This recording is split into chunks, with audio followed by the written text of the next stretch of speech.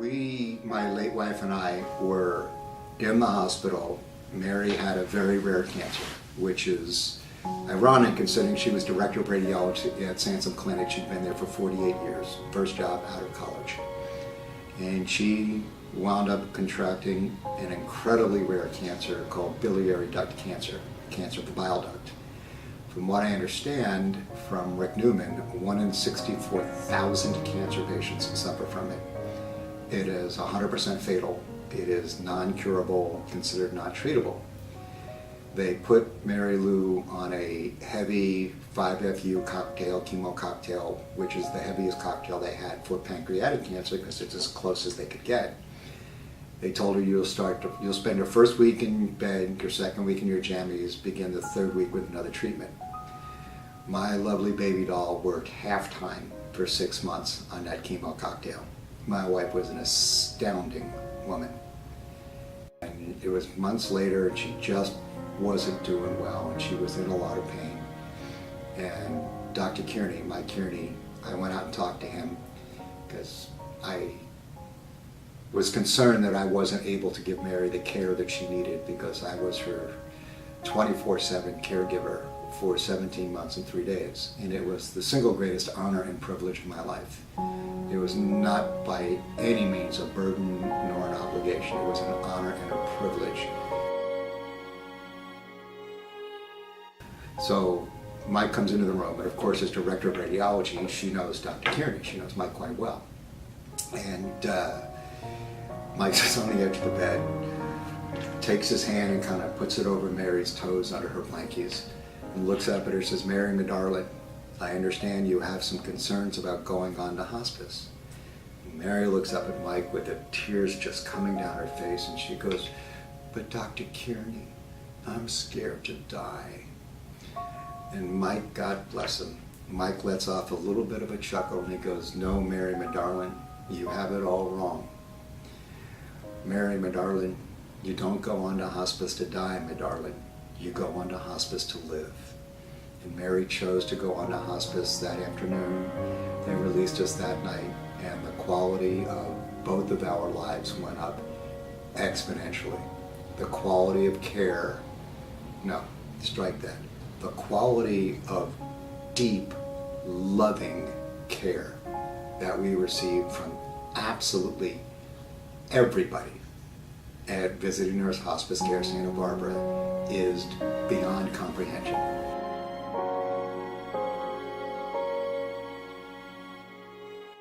The freedom to focus on my wife, not worry about the meds, not worry,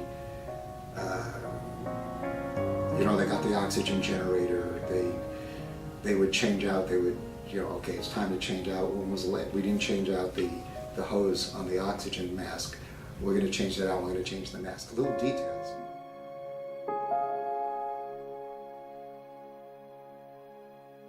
Stefana. She comes in and says, "Mary wants you to come in for the last couple of songs."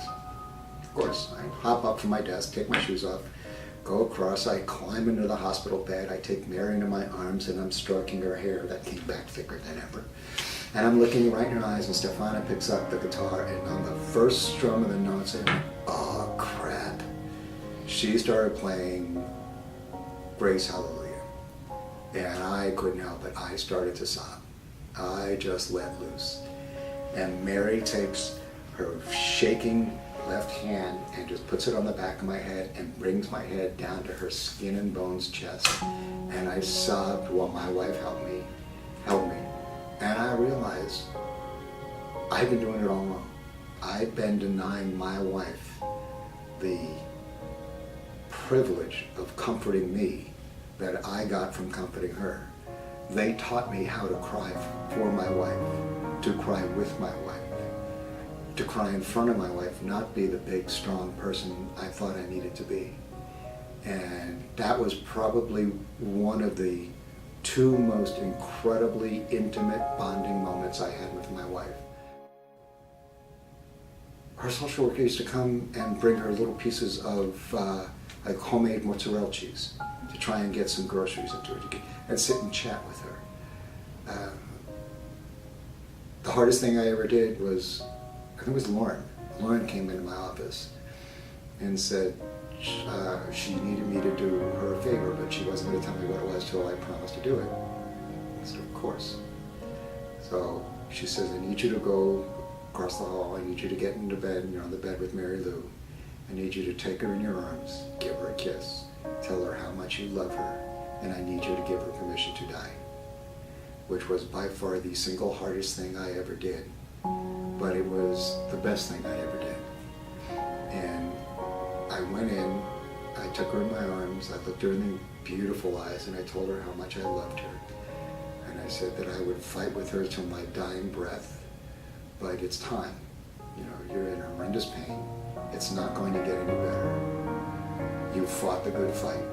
And if you still want to fight, I will fight with you to my dying breath, but it's time. And she went unconscious about 3 hours later. And just right like Lauren said, 30 hours later, she did not have a death rattle, she did not struggle, she did not stroke. She took a last deep breath, and on her terms, with complete dignity, she went up to that penthouse suite in heaven. Mary's gone 3 years, April 27th, 8:46 a.m. I still cannot think about visiting nurse hospice care without a smile.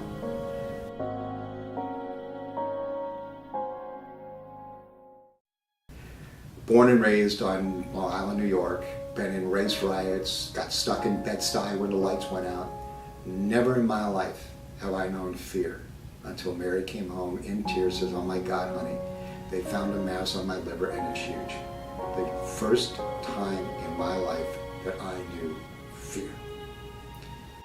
Visiting nurse, coming a couple of times a week, took so much pressure that I didn't realize I was under, and allowed me to put more energy into focusing in the day-to-day care that she needed. What visiting nurse hospice care brings to my community, brings to Santa Barbara, a place that I called home for damn near 40 years. It brings a quality of life and a dignity to a family going through the most horrible thing imaginable. And in such a loving, gentle, caring way, it brings peace and it brings dignity. And that's huge.